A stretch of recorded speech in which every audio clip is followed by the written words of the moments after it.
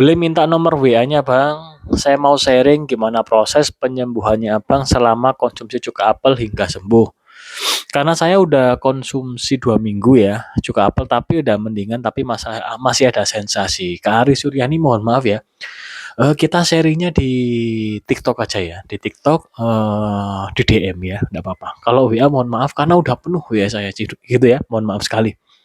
Kak Ari Suryani ini ya, TikTok saya ya. Ini tak tampilkan ini bisa diikuti ya. Namanya sama dengan akun di YouTube ini ya. Ruby seputar lambung, Ruby Store ya, Ruby Store. Kalau bedanya ada store-nya kalau yang di TikTok. Ruby Store seputar lambung ya. Silakan nanti kakak bisa follow kemudian bisa DM. Kita konsultasi di situ saja. Jadi untuk penyembuhan atau pemulihan menggunakan cuka apel itu tidak singkat kak. Jadi kakak ini sudah 2 minggu, alhamdulillah sudah mulai berjalan ya. Saya dulu 6 sampai 7 bulan gitu ya, sehingga bisa pulih itu pun saya tambahi probiotiknya. Jadi tidak hanya menggunakan cuka apel ya, saya menggunakan tape singkong, kemudian saya menggunakan probiotik cair juga. Kalau ada pertanyaan kenapa probiotiknya kok harus banyak, itu disesuaikan dengan kondisi tubuhnya. Kalau Kak Ari Suryani memakai cuka apel namun udah cukup nih, udah merasa enakan, semakin hari semakin membaik, tapi masih ada sensasi, nanti pelan-pelan Kak. Nanti pelan-pelan sensasinya akan hilang. Kalau saya memang cuka apel saja itu kurang menurut saya. Saya perlu probiotik cair, saya perlu tape singkong. Nah, teman-teman bebas mau memilih probiotik apa. Mau tape singkong saja boleh, mau probiotik cair saja boleh, mau pakai yogurt boleh, mau pakai kimchi, mau pakai tape singkong silahkan teman-teman ya. Di sini saya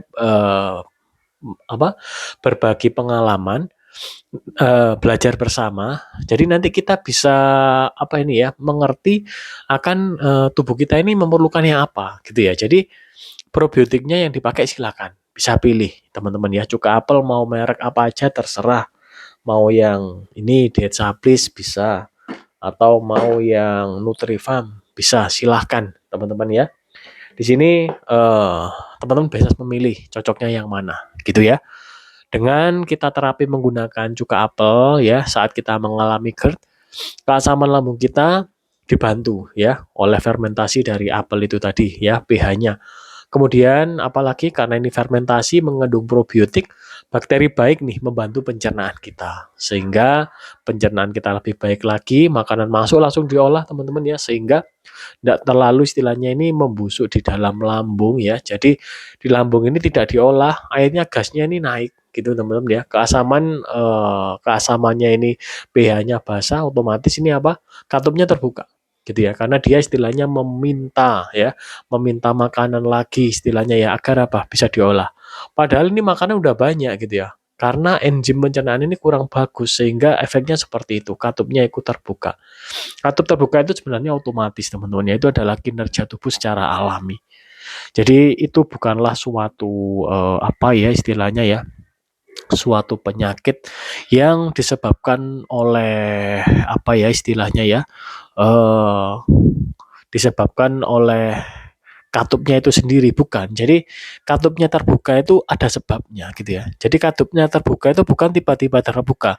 Dia adalah efek alami dari suatu kejadian di dalam lambung kita atau di dalam sistem pencernaan kita gitu ya. Jadi bisa diistilahkan GERD ini teman-teman ya adalah suatu teman-teman ya, penyakit metabolik atau gangguan pada sistem metabolisme tubuh kita. Gitu ya teman-teman ya. Jadi perlu dipahami yang kita perbaiki adalah sistem pencernaannya ya. Jadi dengan kita memperbaiki sistem pencernaan kita, nanti itu banyak teman-teman ya yang kita peroleh, bukan hanya GERD kita membaik, namun tensi kita juga membaik. Kemudian gula darah kita juga akan membaik. Karena teman-teman yang kita makan ini real food semua, gitu ya.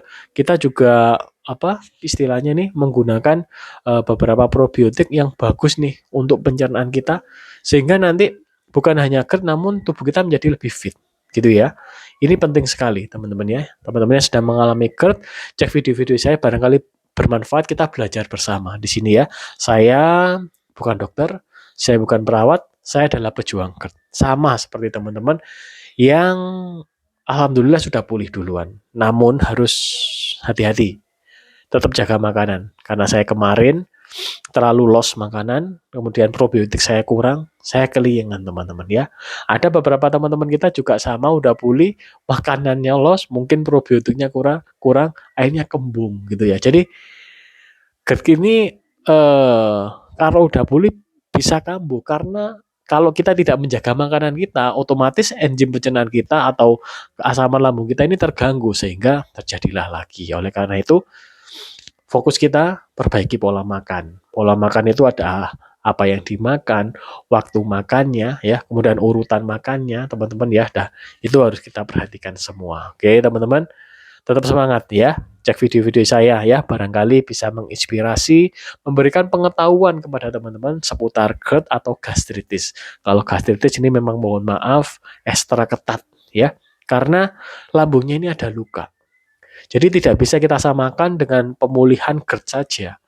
Karena saat mengalami gastritis, GERD ini juga terjadi, katupnya juga terbuka. Efek dari peradangan lambungnya. Gitu ya teman-teman ya. Oke teman-teman, sekian video kali ini teman-teman ya. Mohon maaf apabila ada salah kata. Dan mohon maaf nih, saya tidak bisa sharing WA. Share WA mohon maaf. Karena terus terang WA saya penuh. Gitu ya teman-teman ya. Jadi untuk aktivitas lainnya, kita bisa diskusi bersama di TikTok saja atau di kolom komentar YouTube.